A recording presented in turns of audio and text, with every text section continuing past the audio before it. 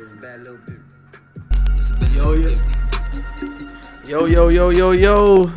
it's your boy DJ TYG. I can't believe you weren't ready.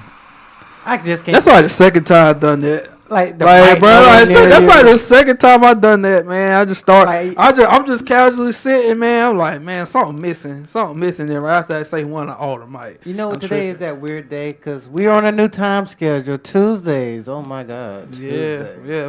I had to remember all day that today's Tuesday. Now I got off at the wrong stop at Martin. I got off at 5 points. I was supposed to get off at North Ave.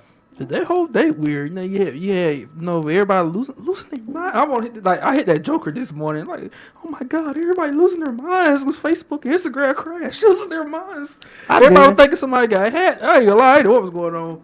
I mean, if you had me some more subscribers and followers. I ain't gonna lie. The first thing I know is my Facebook.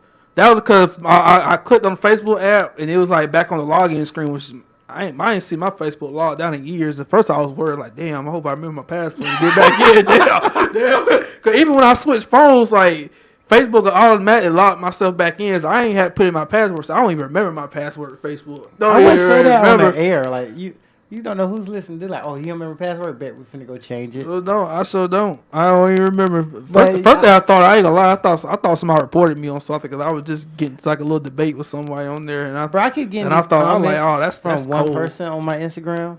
It's this girl I used to talk to. She keeps commenting saying social media is ruining my brain. But every time she comments on the post, it's about healing. It's like, yeah, just healing. I'm out here giving good aspirations to the world. Put my story out there. She's like, yeah, social media is right in your brain. I don't know, bro. I'm kind of glad. People need to take a break from social media. Too many of us are living social media lives. Way too many of us are living social media lives. I'm telling you now, the world is not as beautiful or as negative as social media makes it. It's really not. It's just life, folks. It's just life. Yeah. But everything back up and running. Instagram took a little longer. At first, I wasn't sure. I heard the rumor what was going on, but I was in the I was in the ground. I was at work. I was at the ground level of my building and meeting. So I was thinking maybe like, okay, maybe the internet connection just bad down here, something like that. But then I was like, my Instagram was out for like an hour. And then why are we capturing moments of like this? I can't bring that moment up. It's a decade long enough. A decade and some change is a long enough time span for people to get over things, right? I'm about to say y'all freaked out like this was 9/11. It's a cyber crash. It's gonna happen like what 4 or 5 more times, maybe this month. Depends on how good the Chinese want to attack. I don't know. Yes, I would keep saying that because that's all I've been reading. Speaking of things crashing, you got NFL players' money. You got the NFL offseason is in full swing.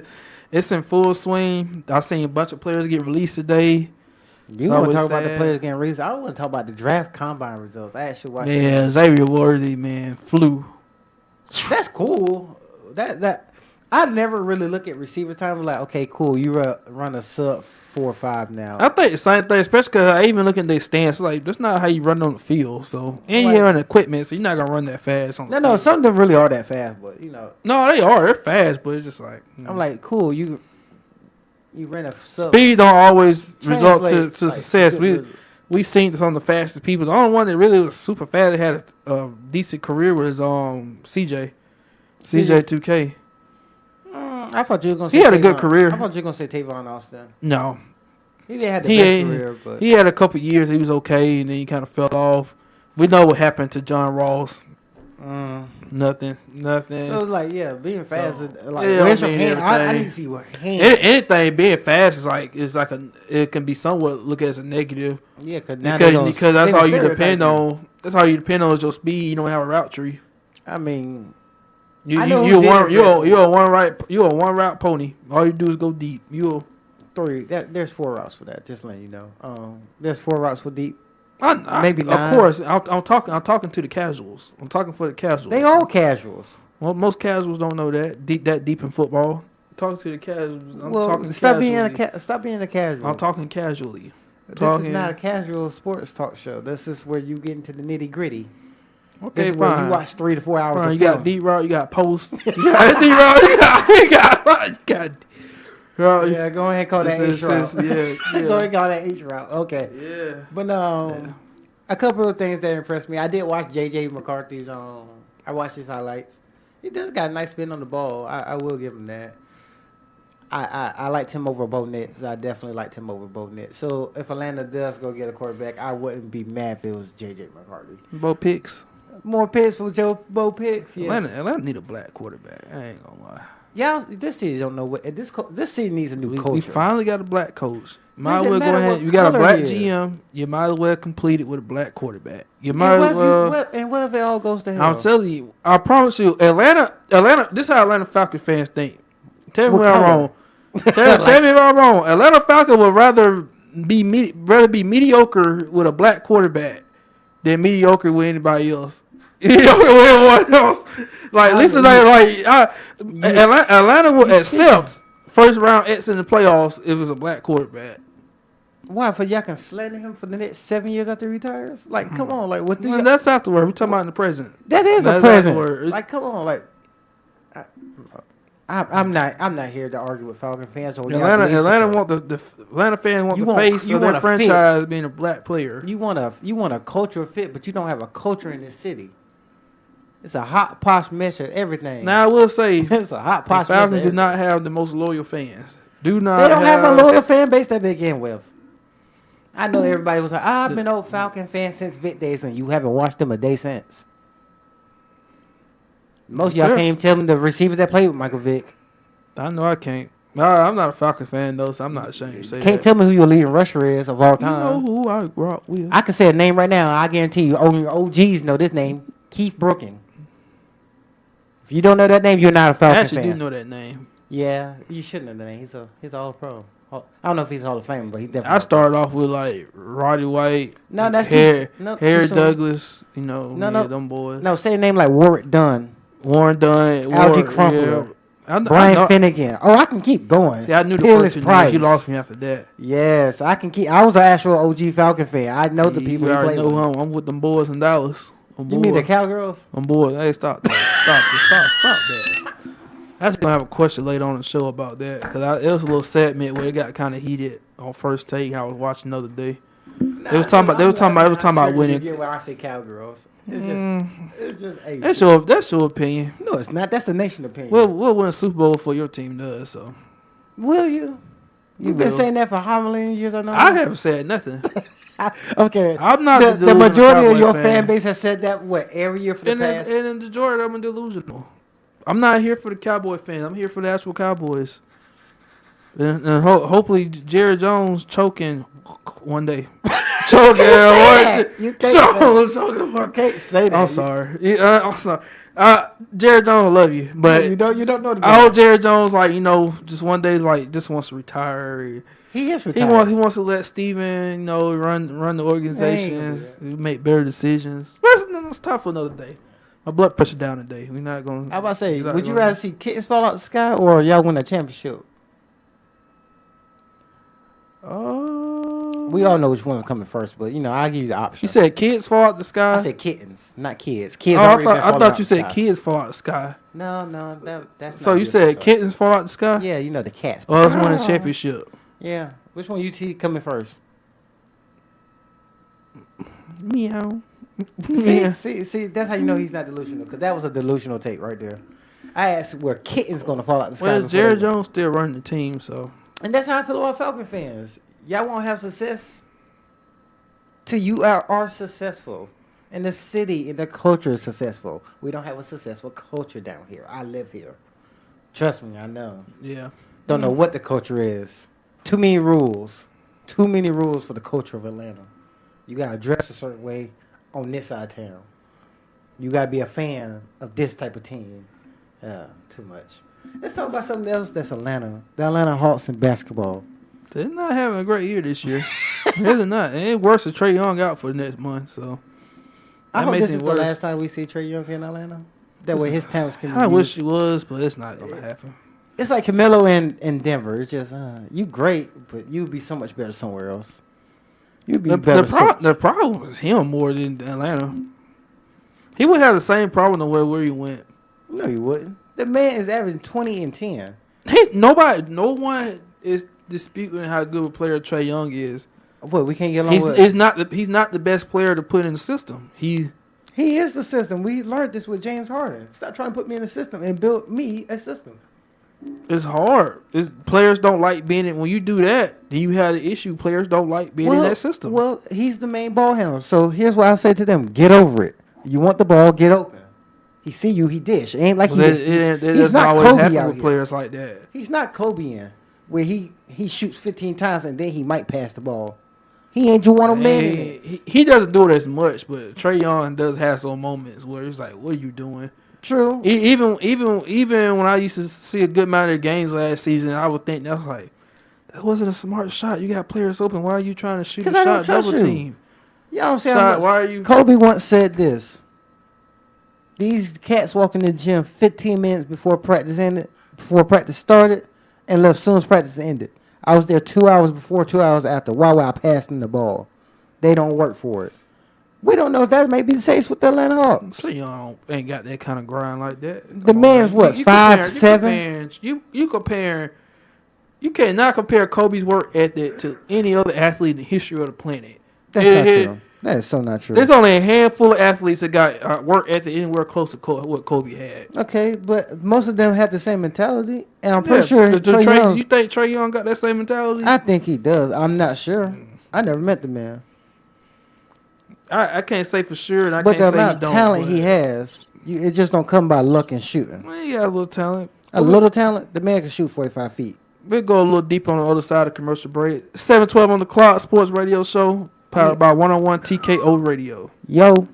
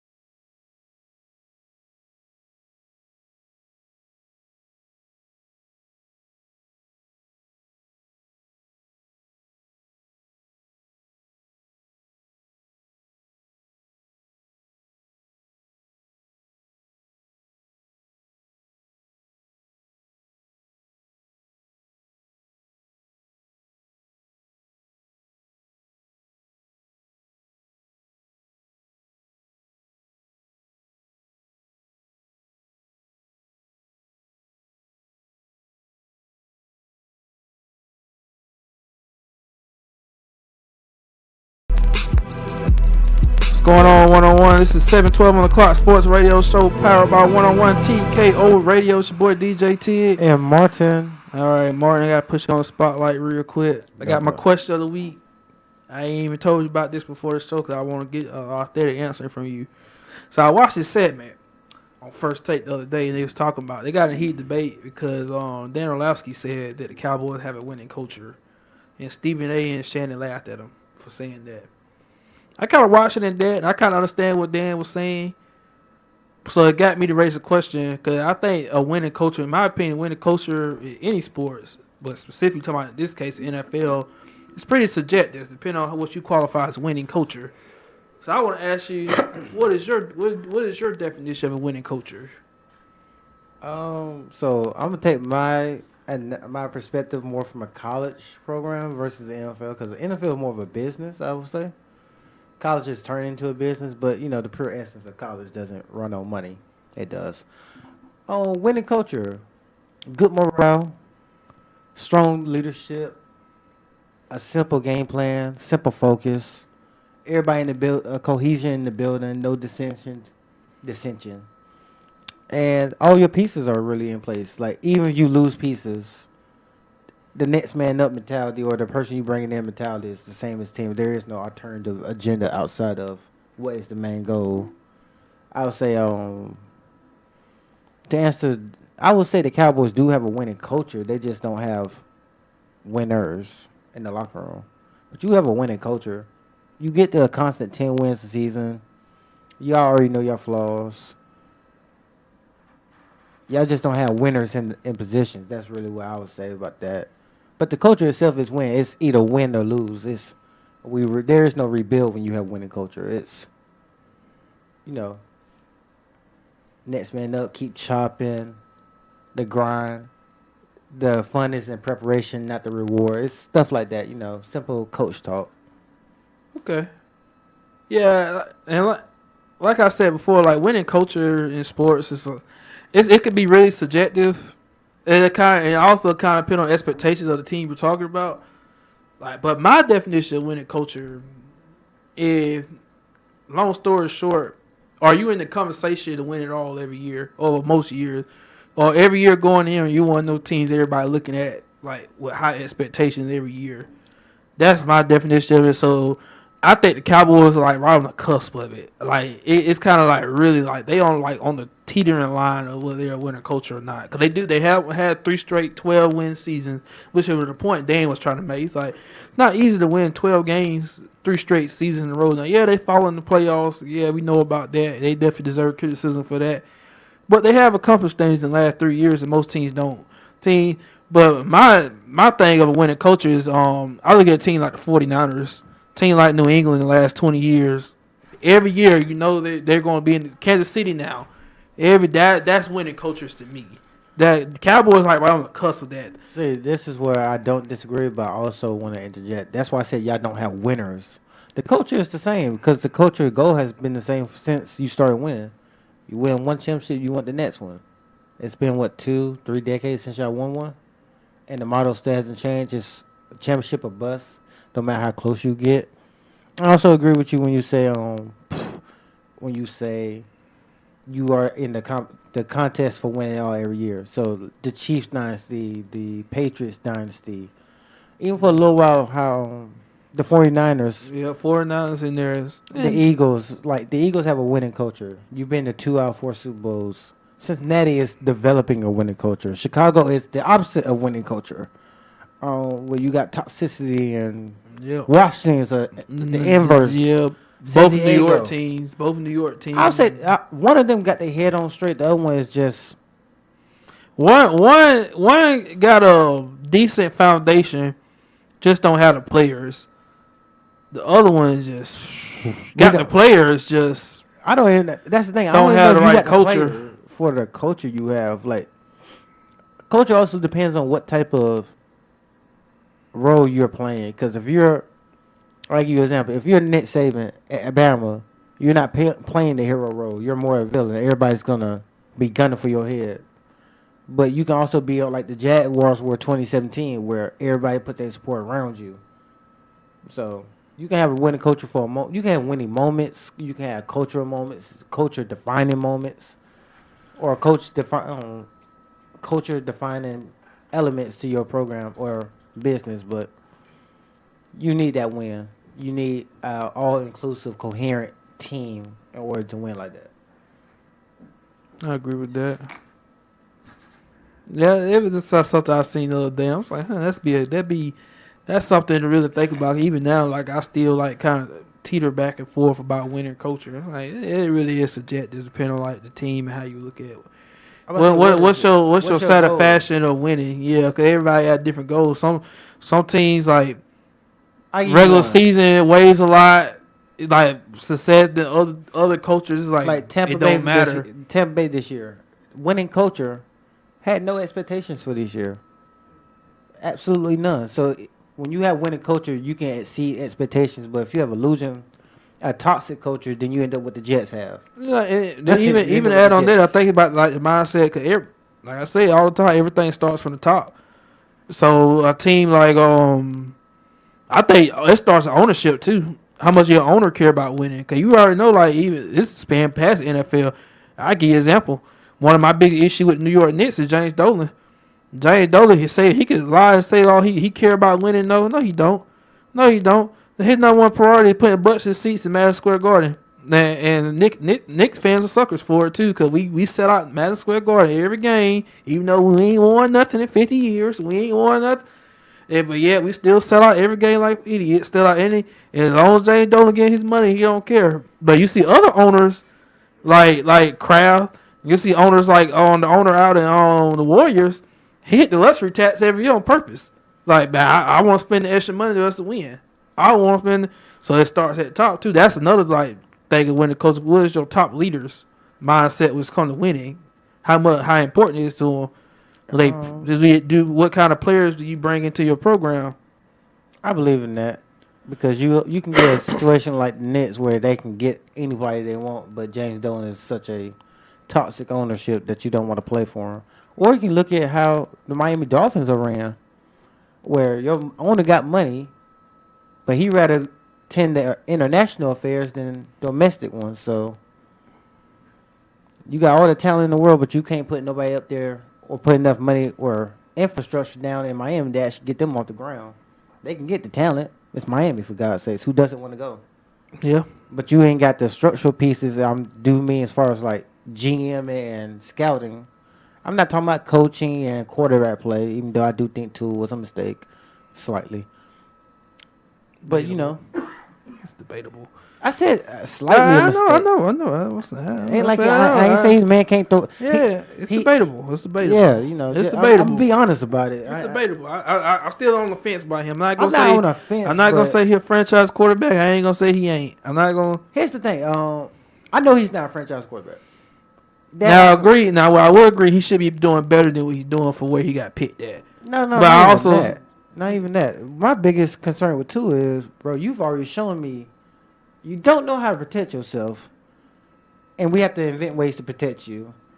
2, you're not really all that accurate. I'm sorry. After 4 years in the league, you don't really get more accurate. You've been throwing the ball for almost. See, I was with you till you said the accuracy thing. He's not really accurate on a deep ball. Anything 45 yards. No. See that we've had receiver after receiver after receiver say the opposite. That like Tua is one of the more accurate quarterbacks they played with. That's what accuracy is not his problem. He's also played with very injuries. Fast Injuries, I agree with. He's also played with very fast receivers. He hasn't played with a possession receiver yet, and I do mean during college. He hasn't played with anybody that's slow. Somebody you have to put the ball in a precise place. He's played with players, if I throw it 10 yards ahead of you, I know you can't run the person next to you. And you can track the ball. He played with Waddle, Hill. Who else he played with at Bama? Devontae Smith. Ruggs. All these guys can fly. Smith. Like, those are all these guys don't can forget fly. The running backs. He did have them weapons, boy. Alabama was stacked, boy. So, he's never played with a receiver that, in essence, you have to put the ball right here on that dot at this time. He's not a timing quarterback, and that's where it comes in for me. That's a good conversation to have. After the next commercial break, this is 712 on the Clock Sports Radio Show, powered by 101 TKO Radio.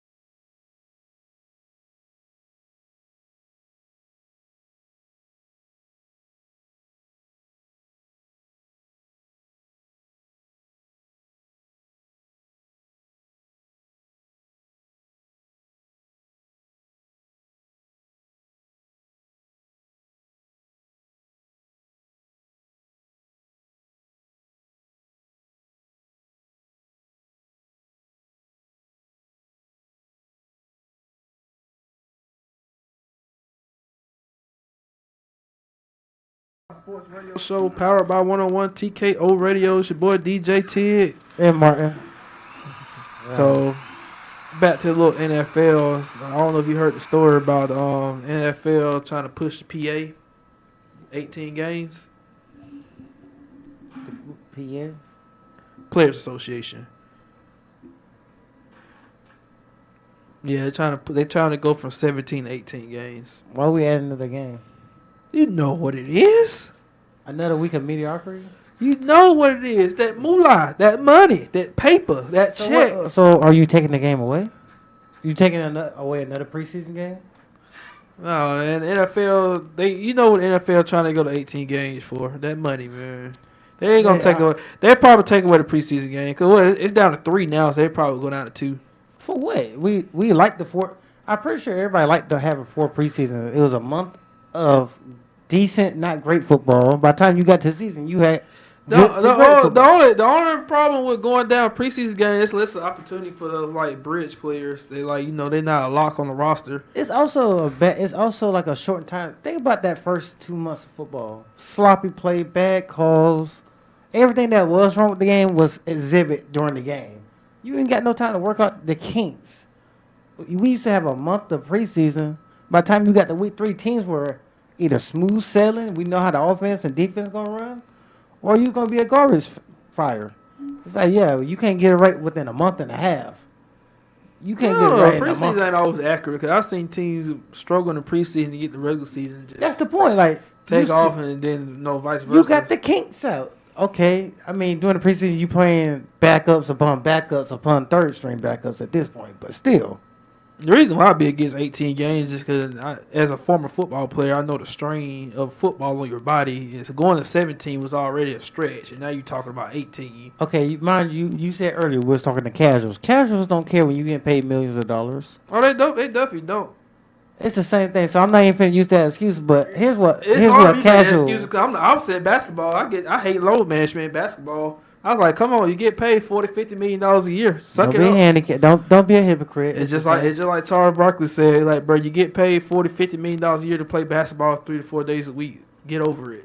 Get over it. You make more money in a year than most people make in their lifetimes. So no, but if you want bet, first of all, nobody wants to watch the Jets and the Jaguars 6-6 end of the 4th quarter. Nobody wants to watch that. No, nobody wants to watch that. I think Carolina had a couple of games like that this year. I know they had one against the Falcons. Well, with that was it the Raiders and maybe Patriots? Where it was 6. Well, it was 3-0. It was 3-0. Disgusting. Somebody won 3-0. That was disgusting. That was tough. On the fans, on the players, on the broadcast. Low scoring games be so.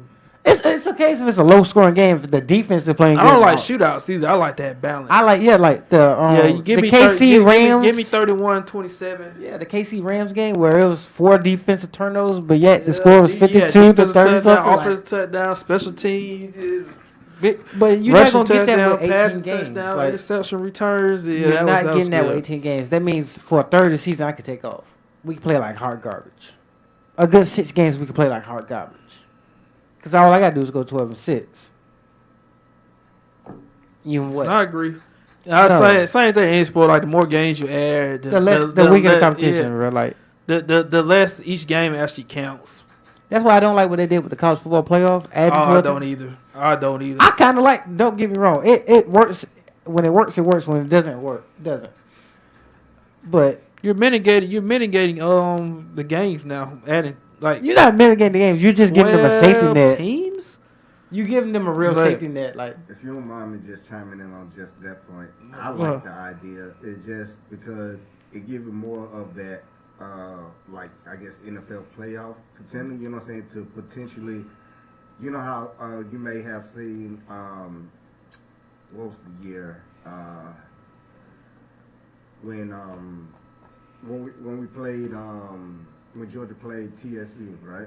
And then a lot of people would have been like, well, if such wouldn't have been there, you know what I'm saying? So it gives that additional layer to actually see, okay, if these people are good, let's see if they really gonna make it to the top. No, well, I agree with expanding it. I just didn't like the 12 teams. Here's I like the only 6 to 8 problem. teams would have been good to me. Here's my only problem. One, college football was uniquely qualified that you couldn't lose a game. Yeah, You would really have pressure on you every game felt like the game. So that's one thing that made the sport. It was no safety net. You put playoffs in. It don't matter how tough your schedule is. You in a better conference, they gonna give you the I think pass. it's still gonna be the same way though.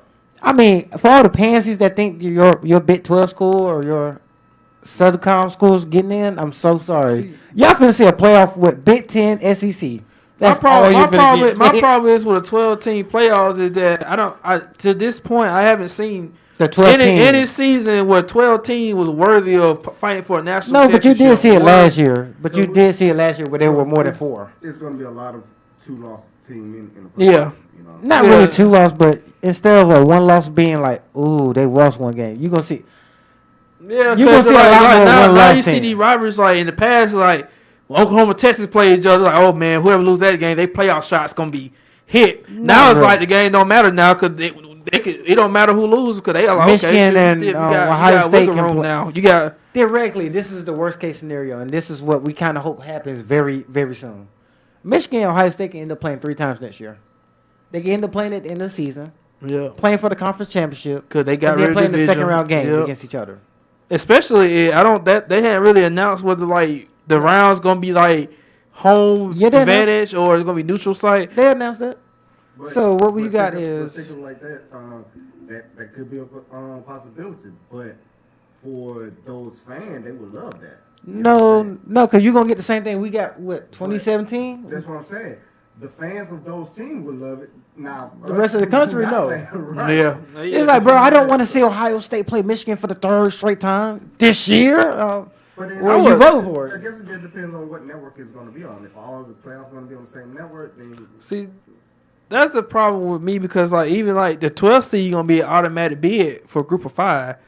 We already know what's going to happen with that. That's a washout game. Not really. And here's why. Washington team like. Say you get Liberty in there from this year. Liberty and you get Washington in there from 2016. Going to play Washington. See, that's the thing. Washington go to Liberty. Yes. No, it would not happen that way. Liberty 12th seed. They would go to Washington. Oh, yeah. No, I'm sorry. They are relegated to the 12th seed. They don't get to move up. Now, that's bad because even if they're better than like 10, 9, if they were to be better, that's like the highest like group of 5 team. So like say like Liberty was at like 8, they would be at 8, and then whoever the second team after that would get the 12th seed. You sure about that? Yeah. I could swear they was only putting one number crowns in. No, they would stay at the AC. They weren't purposely moving back like that. If they were, but the problem is the likelihood you seeing a team like that high, not likely. I mean, it's likely. You have to have a schedule kind of like that. You have to have a schedule kind of like that 2016, 2017. UCF team. The boys that play Auburn. No, that Houston team. No, I think that Houston team that had Ed Oliver. They had a really tough schedule. They played like 5 ranked teams that year. Now they didn't win them. They ended up going like 6-6, 75. But if they would have ran the table, they would have had the argument. That's why I said UCF. Top 10 UCF team. When they won the national title, they had to claim to win the national title. They didn't have a schedule that year. But they won all their games. I think they low key trying to make it like, you know what I'm saying, the excitement of March Madness. You know what I'm saying? You're not gonna get that. I know, of course not. But just the thought of that to a low ranked team potentially. I'm sorry. You know what I'm saying? Being not. Yeah. I mean, you never know. But I mean, because look. Even though they have good offensive line. What was the year before last when Alabama lost to a low ranked team? You know what I'm saying? Yes. No, y'all lost to us the year before. Yeah. So I ain't talking about in the playoff. I'm just talking about regular season. Yeah, regular season. Y'all lost to them? It was. I remember it was A&M. Yeah, A&M. We lost to A&M and Tennessee. And Tennessee. Yeah, we lost to A&M and Tennessee. That potentially to happen in the very, you know what I'm saying, big screen limelight. It's gonna make the, you know what I'm saying, the more excitement. Or you're gonna watch a bloodbath. And I'll make it clear, it's not all bad. Yeah, you could be a bloodbath too. Imagine you get the wrong. So there's a couple teams I think everybody needs to watch out for in college, where you can look at the coach, and you can say this is not gonna be nice. It don't matter. Like there's no mercy for him. Georgia's one of them. It don't matter who Georgia plays, lower rank, higher rank. You in that for 4 quarters, and they don't stop. There's no more stopping. Oregon's one of those teams. It don't matter what the score is. You in that for 4 of them. They're gonna run your head in for 4 quarters to 0-0. They're running your head in. You're gonna get one of these group of 5 teams that hasn't played real ball yet. Not saying they ain't played real ball. They ain't played this level of competition. It's gonna be 3rd quarter, and fans will be like, "Can you stop the bludgeoning?" They like, "No." I think the best. I think the best that they could have done and gave the group of 5 their own playoffs. I mean, they gave the group of 5 their own playoffs. It's a serious talk. Cause overall, like I'm not saying like here and there. I would give an average probably like every 6 to 10 years you might get one team in that 12 seed that might get lucky and beat that top seed. They get lucky. It might get lucky. But they don't. They just when it comes to competition, they don't compare. They don't. Even if a group of 5 team does get good, say Georgia Southern gets 4 or 5 stars, gets 6 on 4 stars, they not gonna be there next year. You can't build no chemistry with them. Now they go there, get the experience. Then they would y'all like to see a variation of a play-in? No, we already got that. We got a conference championship. You don't win it, it's a wraps. It's a wraps for me. That's why, like as a Georgia fan, I don't get mad. I didn't get mad last year when we didn't make playoffs. They should have did an NFL type-ish playoff. They should have did 18s. Well, this is before the Pac-12 collapse. I said before the Pac-12 all that stuff happened. I said it should have been the 5 conference champions and then 3 wild cards, 18s.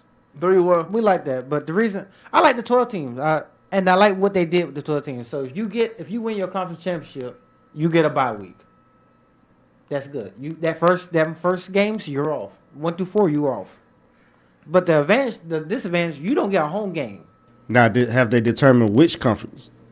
I mean, it ain't but 4. They're gonna be 4 now. I'm about to say it. Okay. That makes the 5 weird because the Pac-12 still technically exists, but it don't. But, I mean, it don't. They got 2 years to rebuild their conference. Yeah. So they only got 2 teams, so they got 6 now. They got 6. 2 teams that you know of, but it sits over there. 4. That's just 4. Oh, the other 2 there. You got Stanford, and I forgot the other. No, Stanford with the AAC. No, ACC didn't work out with them, so they technically still got 4. They still at the Pac-12, right? Stanford. Yeah. But nobody like you not doing that. You're not finna beat. They playing like a Mountain West. They playing the Mountain West schedule this year. Those teams. At least y'all have a good record. They kind of like in the Mountain West now, but not. But it's cool. Put like this: it is cool if the Pac-12 dissolves because the ACC is next. It's all good. Oh, it might be a 3 conference. It really might be a 2 conference. Florida State's gonna leave. Florida State is leaving. And Florida State leaves. Clemson, Duke, North Carolina. It's gonna be a triple down effect. Miami, bye. Florida State staying in. The same thing gonna have the ACC just having the Pac-12 in a couple years. No, it's not even a couple years. It's I'm not a year or 2. Like it's very soon. As soon as USC and UCLA pack their bags, everybody will start packing their bags. Actually, I read something, and this is what kind of got me because I read it.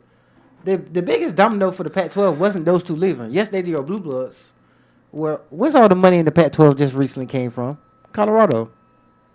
Yeah. All the money Deion brought, all that notification the conference had. When they failed, that's when everybody. I would agree with that, but the move of the Pac-12 was already started before Deion even came to Colorado. I don't think Oregon, Washington, the boys would have left if Colorado would have stayed.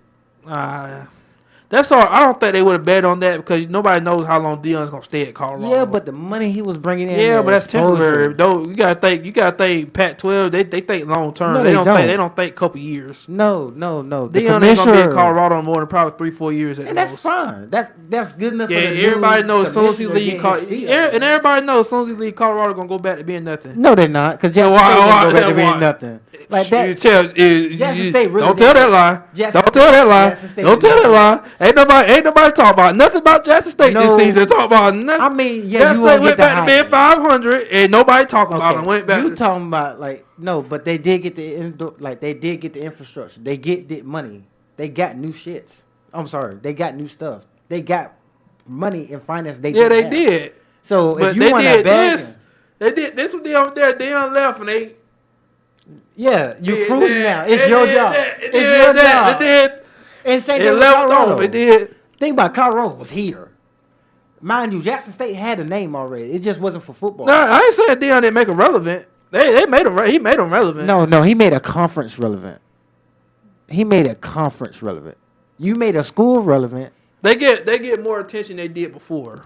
No, I'm not saying that didn't happen. Okay, the Big 12 is going to get like an influx of cash now. Nah, they did because the baseball team benefited from it and The football team, the baseball team. Well, I mean, of course, outside of the football, but I'm just talking about the baseball team, and I want to say it was something else. I said their housing got better. You know what I'm saying? They benefited as far as what he was doing. Like a lot of people, I hate the people that call Deion sellout because he went to Colorado. No, I'm not calling him that. Bro, he did what he was supposed to do. He helped them young men in a impoverished university, and they got better. And he went to a situation where it wasn't a perfect situation. Like if he would have sat there and went to Florida State, went to Texas A&M, then I'm like, okay, then you can make the argument he might have sold out. You can make the argument, but he went to another project. Paying him his worth. Neither of these schools paid him his worth. He's Deion Sanders.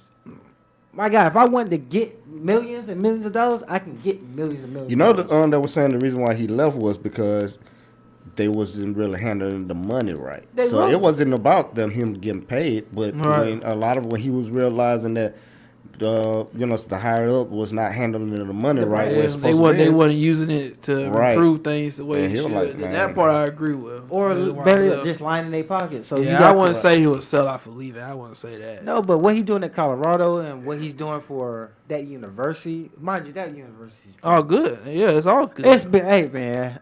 They've been through a lot. A little bit of a lot. They were 1-11 before he got there. Football, no nameness in a conference. He got there a clean house too, house. Here's the thing. This is how bad Colorado was. We in the SEC wouldn't look at Vandy as bad as they look at Colorado. And we give Vandy a pass. You want me to tell you the last time I remember, I ain't going to say liking Colorado, but just remember a player from Colorado? 08? No, it was before that. I was about to say, that's the last time I heard of Colorado play 08. Was the running back was Eric Bieniemy.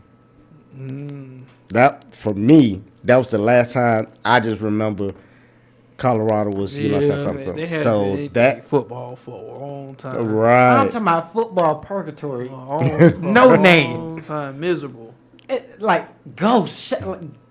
Did y'all see what they did? No. They right there. Did you see what their TV ratings were this year? They right there. What's some of the worst? Yeah, and it was like on ESPN. They had some of the worst teams in college football for the last little bit.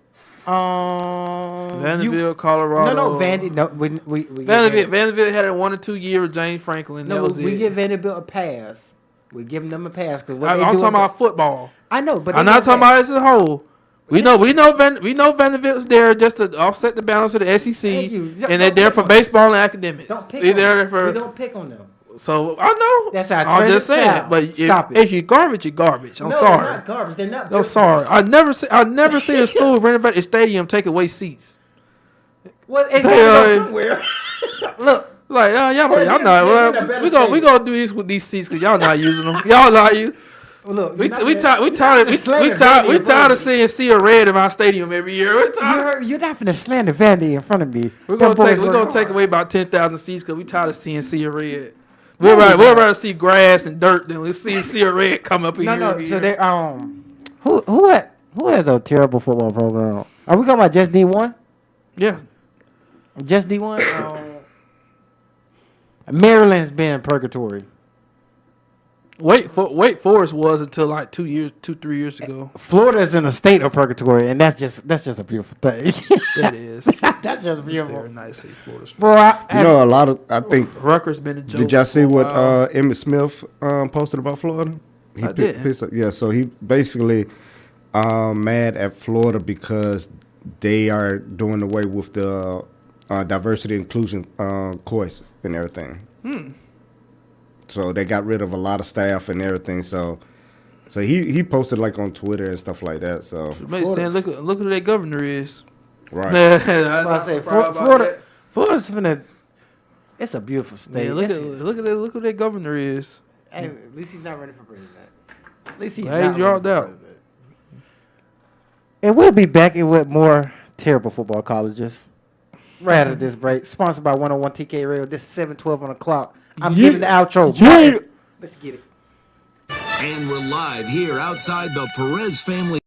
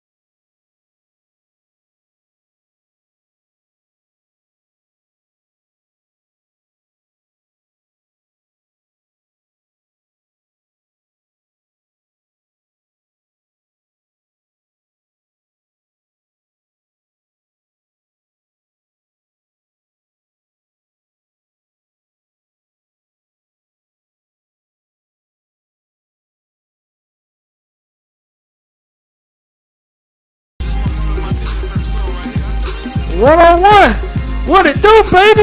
It's your boy DJ. I'm a fool, man. I was gonna sit there and let you butcher that, and then I thought about it. I was trying to do like a little Skip Bayless, like 1-on-1. What it do, baby? See, if he helps prep the person next to him, we could have came in. He said 1-on-1. I said TK. He said radio, baby.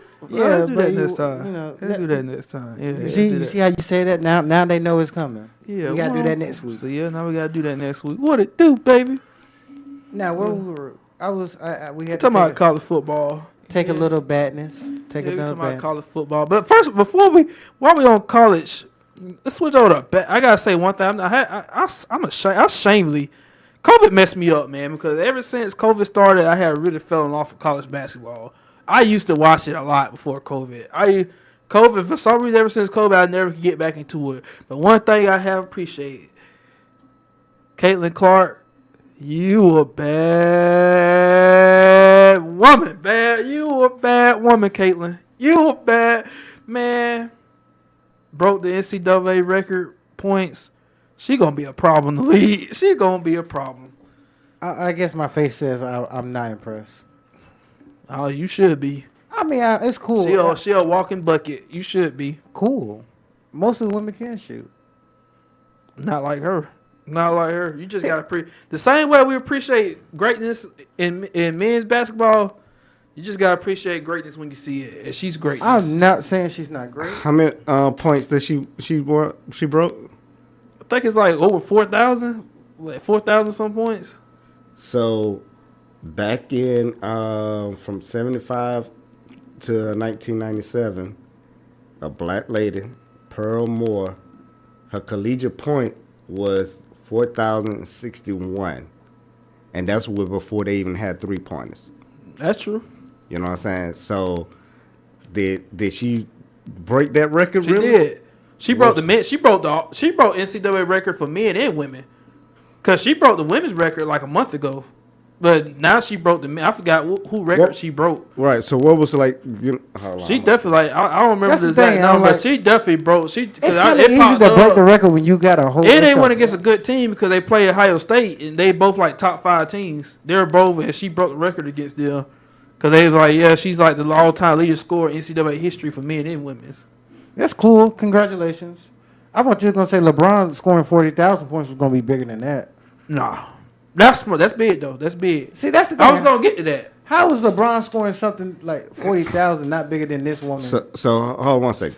They're both big. So it's not a for competition. the NCAA, they said she set the NCAA record of 3,685 points. Mm-hmm.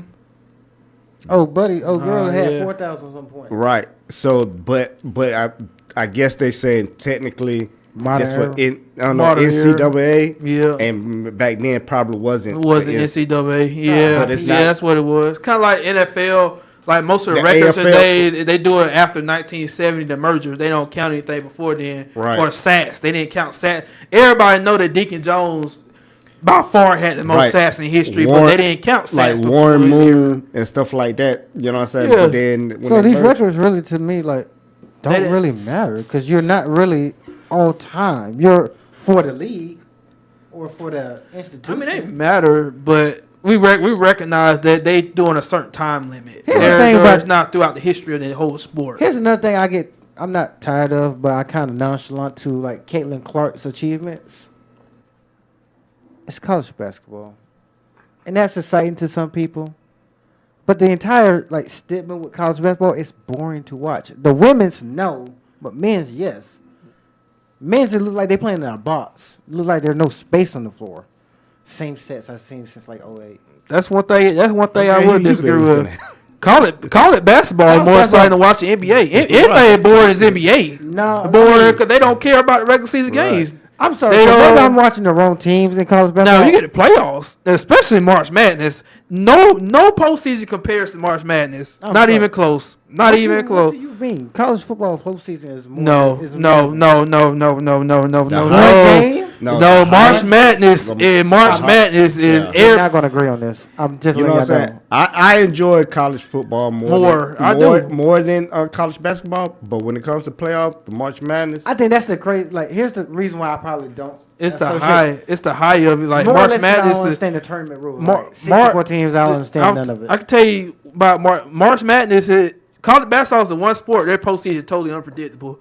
You can't possibly predict who's going to win the championship in March Madness. So I got a question now, and maybe somebody can answer this. So you had a regular season, then you have a conference tournament. Yep. And then you have March Madness is the postseason. So it doesn't matter what you do in the regular season. If you win a tournament, you get a good seed. Is that kind of true? It's possible. Like you could be like the lowest seed in the conference tournament and win the tournament and get a seed in the playoffs.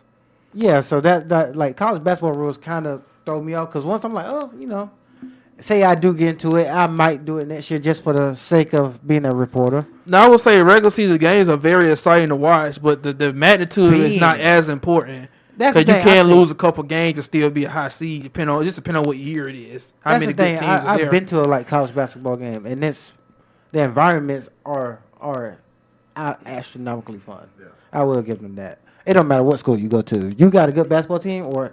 March Madness is just fun because, like I said, it's the only sport where you cannot predict who's going to win the championship in the postseason. Everybody has the idea, and then there's always a major upset that no one's seen coming. I thought you were golf or boxing. I think because the basketball is easier. It's easier for. I think because in basketball it's easier for an inferior team to come in and beat the better team for one game. Than it is in football. Then. I mean, because it's only one game. It's not like the NBA when you got a best of 7 series. If you get say Miss Caitlin Clark hits a James Harden from a couple years ago and goes over 28 from the 3-point line, that's bad. That's very bad. But she's doesn't make her a terrible shooter, nor the team terrible. They played terrible for one night, and that could be a whole season worth.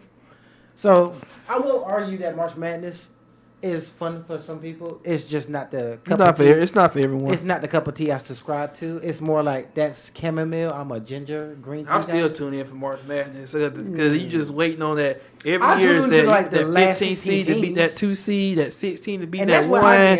It's good. That's when I get interested. The last 16 teams. Now I want to see your story. What did you have to?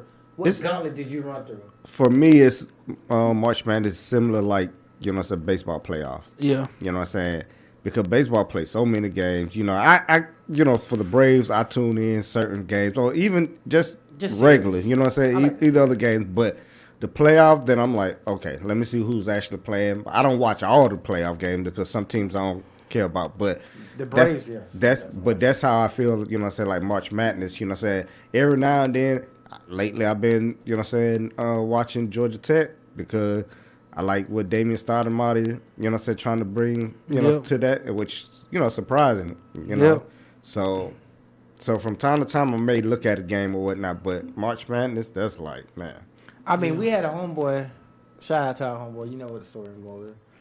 We was in Daytona on vacation. And if you don't believe women, children, kids, I don't care who you are, this is just funny. When you are in a bar and everybody's having fun around you, and your only concern is getting hot wings and watching March Madness. This is how serious men take sports. Leave them alone. That was a fun night. That was a funny night. That was a funny night. Hey, shout out to Pat, bro. Shout out to Pat. Shout out to my guy, because that's the funniest thing I've ever seen. Yeah. We can't say what happened, but yeah, we gonna keep that. That was beautiful. That was beautiful, bro. Oh, good times. Good times. 7-12. Yeah. I just had a little flashback to Daytona. Yeah, I was good. I didn't do anything. I didn't do lies and deceits. I didn't do anything. Sinner alert. Sinner alert. No sinner. No sinner. I was a good man. Sinner alert. I was a good man. To who? I'm a good person in this world, Tig. You was a Tig. I sure was a Tig. I was gonna say that's like I was Tig down there, I would have been sinner alert. A whole bunch of sinners. Yeah, whole bunch of sinners. I would have need the Lord every day when I got back. The Lord every day when I got back. And that's man, I tell you. Yeah, they lucky Tig wasn't born yet. Tig here now. Martin was born at Daytona. Thank you. No, I was still a pastor then. I wasn't even pastor then. Hey, bro, I'm gonna post a clip of you and your pastor days. I was just. If y'all want to laugh, son, watch him back in the pastor. I was just days. my government name then. Yeah, we don't use our governments over here. Yeah, no more of that. No more serial numbers. Yeah, no more of that. It was TYG And Martin. Yeah. Catch us on this. Catch us on the other side of this commercial break. This is 7:12 on the clock. Sports radio show powered by 101 TKO Radio. 101 TKO Radio. Knocking.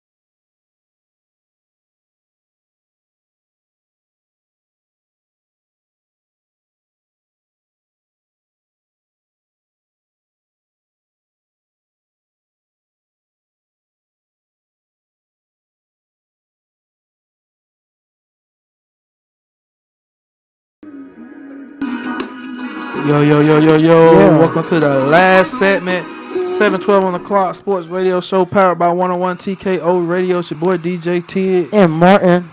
Got any last remarks, Martin? Any open? This open discussion time. So any. I would say let's take a call from the wait line, or anybody got a comment they want to give us. We're taking all questions. I did like that song that was last playing though. I did like that song. That was smooth.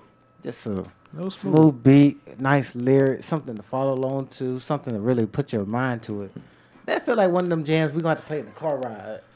I just love that. I love when you find new music you can just play in the car. Like that's how you know you got a hit when they gotta get played in the car. Like I don't need to have it on my headphones. I need to have it with the full surround sound, and I need to know bumping it down the highway. Somebody in the next car is like, let me go ahead and put that sound on right there. Let me get that.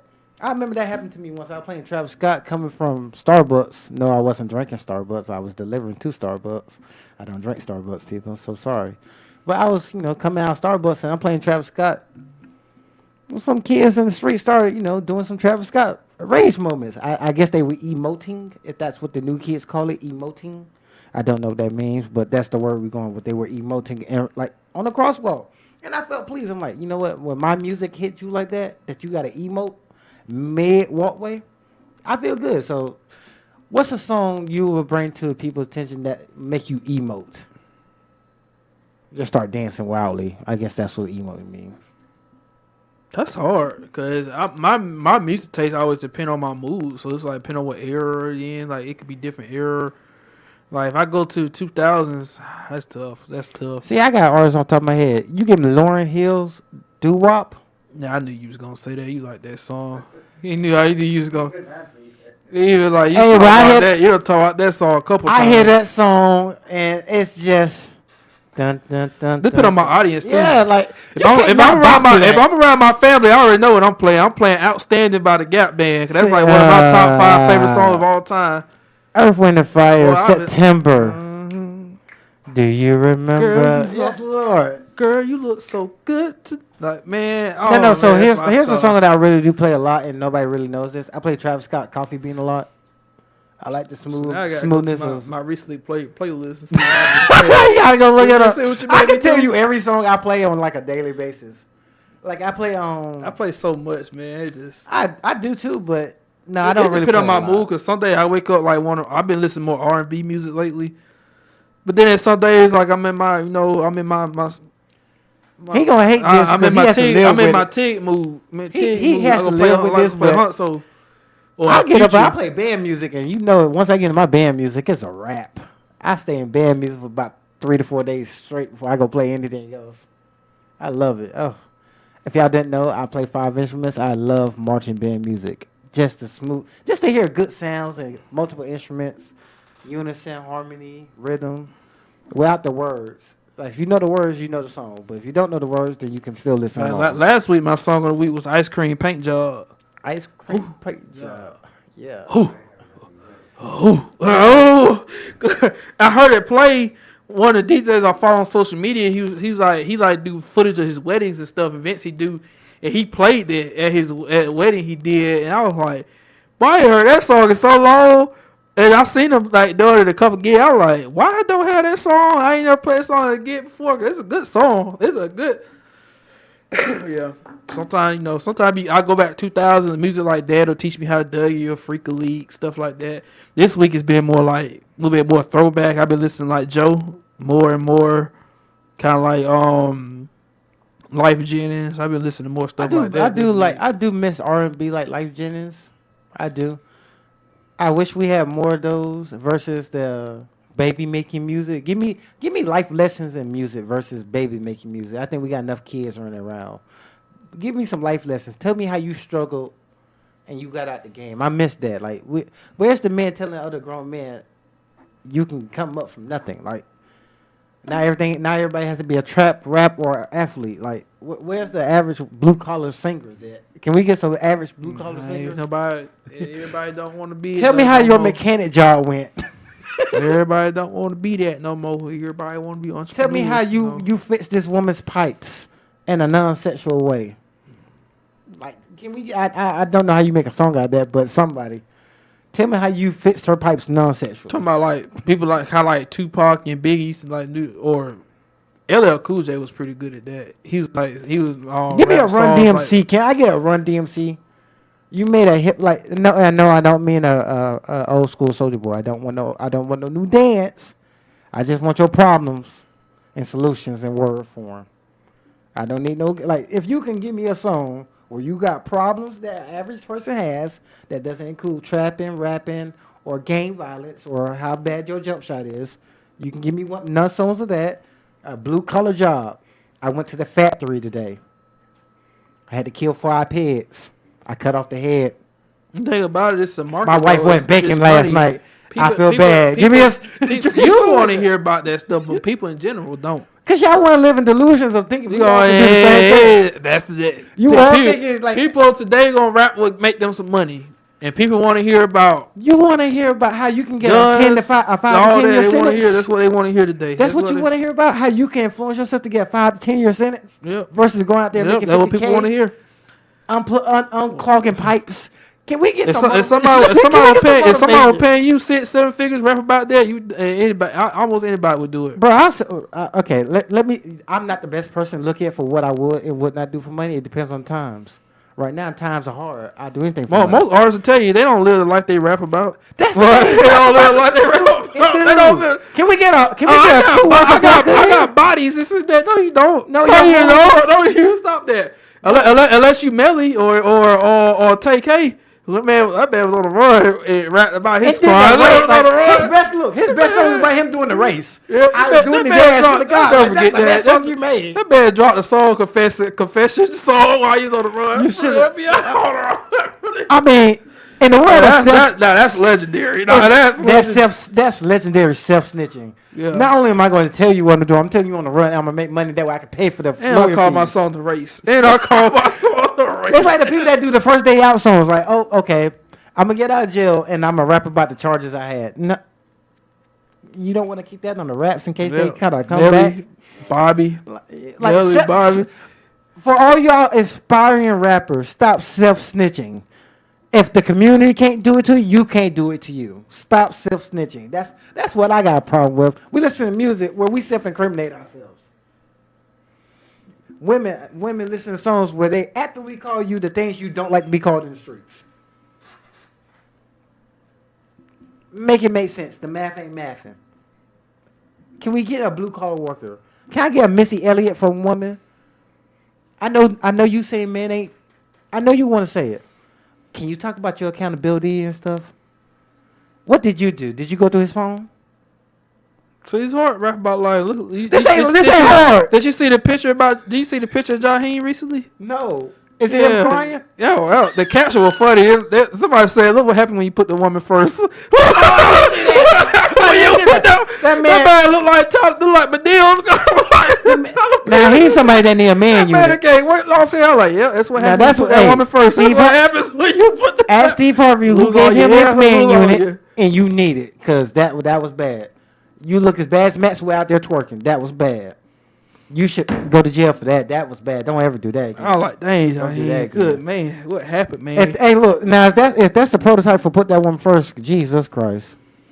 Yep. I guess that's what happened. That was bad. I seen that picture. That was like, good God, man. What happened? Off. What happened? I mean, the cliff was very near. Dude, what happened? I found out something that was kind of disturbing. One of my favorite songs, "Poison" by Belle DeVoe. I found out what actually made the song. What? A woman. That's funny. You know what my favorite song is. By who? And Dally, Wayne Round and Riley. I ain't gonna sing the whole song. It's inappropriate. So, you said you even you hum. I don't care.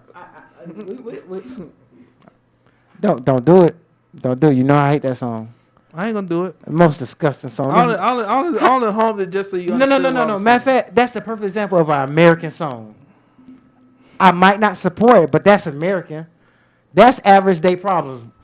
You are a nice country star, and your wife is getting toured as long as you are. Literally, singing was twerking in the video. Who put that video together? I can deal with the song. It was the twerking in the video for me. And the fact that a man was singing it. Please don't ask me to repeat the lyrics. What was the name of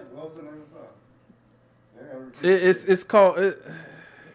I can't say that because I can't say the whole. Eggplant in Dallas. Yeah. Eggplant in Dallas. Yeah. D Down in Dallas by Trey Lewis. Trey Lewis, you was also give me your man card. Give me your man card. Whoever made your video, they need their card swiped too.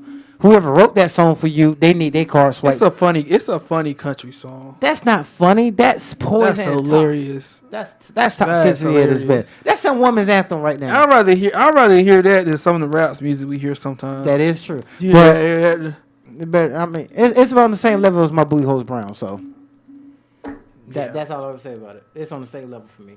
Yeah. They both. You go listen to the song. Yeah. Go listen to the song. It has a that's Sexy Red song worse though. No, it's not. No, it's not.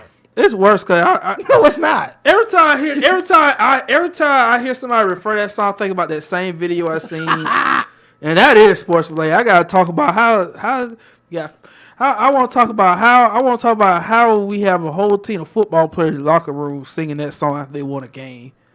That was very disturbing. Didn't they lose that game though? Huh? Didn't they lose that game? No, they won. Then I judged the other team for losing to a bunch of. I'm talking about not only that, too. I'm talking about dude singing it. Dude, sit there, man. Oh my god. No, it's not even the song I'm talking about. I mean, song you just talking about. It's not the same. Are those the two same songs? No, it's not. Oh, that's two different songs. Yeah, it's two different songs. But two different artists, ain't it? Yeah. That's the same artist. It's the same artist. Oh, it's both Sexy Red. That's how I look at that. That's how I look at the female rap genre. Yeah, it's both Sexy Red. It's two different songs though. Get rid of all of it. Cause Ski is a catchy song. Still sucks. Was catchy. So I understand why people like it. I understand. I could have sworn we were saying Ski when I was like 10. Now I can't say Ski. Cause the beat. That's what I'm hearing. Like, that's that's the only part of the song is to just Ski, and then once she started talking again, I just tune out again. What's good, fo? So now if I say Ski, I'm talking about mine. I don't like it. Okay, I don't like this. I don't like that y'all just coming up with words and Webster's just putting it in there. Found out a new word the other day. Caucasity. Never in my life have I heard the word. Had a whole sentence and verb definition to it. Caucasity. Have you ever heard something like that? Exactly. And Webster got a dictionary for it. Got a definition for it. If you don't know what it means, then, well, you're living on a rock. But heard that word for the first time in my life. Yes. Nah. Deficient. Deficient. I love that word. Well, I might talk a little bit more about, might do a little music segment every week, We didn't roast each other this week. I think all the fans are happy about that.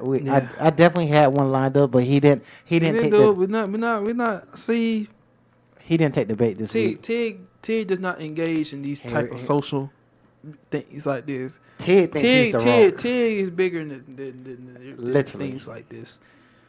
You're not about to sit up here and insult Tig and get Tig all riled up the way you trying to get Tig riled up the way you are. Tig is talking in the third person, so I can do whatever I please to Tig.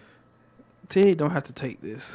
What Tig gonna do? Walk off set? What Tig gonna do? Tig says you're dismissed. Tig says you're dismissed. And Tig says your nose is covering. Tig, you said Tig and Tig would acknowledge this. Go ahead. We got 3 minutes left, so just go ahead and say your closing remarks. My closing remark. It's been fun talking to y'all this week.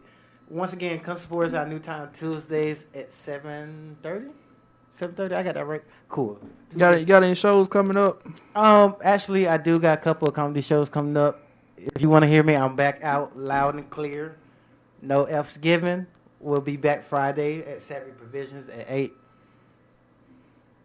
That's Savvy Provisions in Buckhead. I know that's like 4 locations, so Savvy Provisions Buckhead. Thank you. Ain't there for you?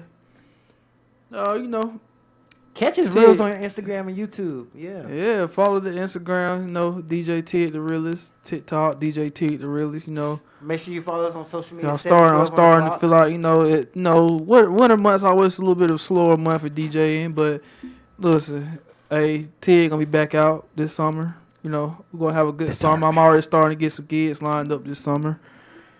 Got a music festival coming up in June. Music festival. I'm the opening DJ for it. Just found that out. Woo! Opening DJ. So now we get more. We're going to call it Backyard Music Fest in downtown Atlanta. Get your tickets now. Get your tickets now. They already out on Eventbrite. Come show your support. Open it up. Come turn up with DJ TYG. And yeah. Event from 12 to 5. I believe the day is June 25th. I believe that's what the day is. As soon as I get those flyers, everyone will be knowing the more details about that. So I'm excited about that. And yeah, I am open for business this summer. Weddings, parties. You want to turn up with DJ TYG? DJ TYG got your back. Is that the case, DJ TYG? And Martin. 712 on the Clock Sports Radio Show, powered by 101 TK TKO Radio. Let's get it. See you next